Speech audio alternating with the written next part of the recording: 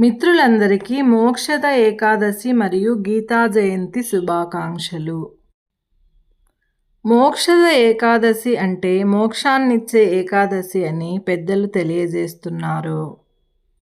శుక్లపక్షంలో వచ్చే ఏకాదశి తిథిని మోక్షద ఏకాదశి అని అంటారు. ఈ ఏకాదశి విష్ణుమూర్తికి ఎంతో ఇష్టమైన ఏకాదశి. ఏకాదశి రోజు ఏకాదశి వ్రతం చేయాలనుకునే వాళ్ళు ఉపవాసం ఉండాలి.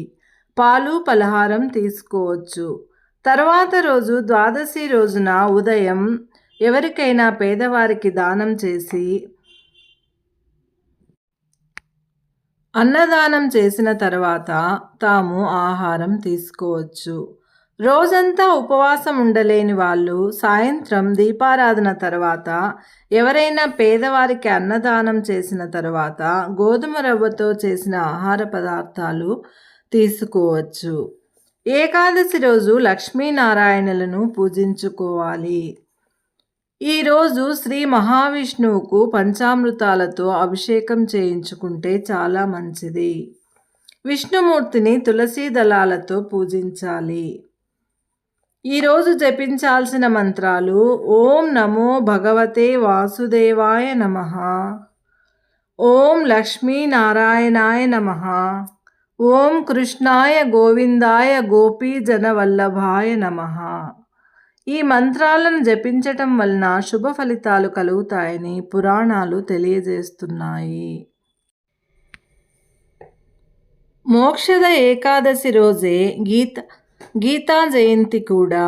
అందువలన ఈరోజు గీతా పారాయణం చేసుకోవాలి.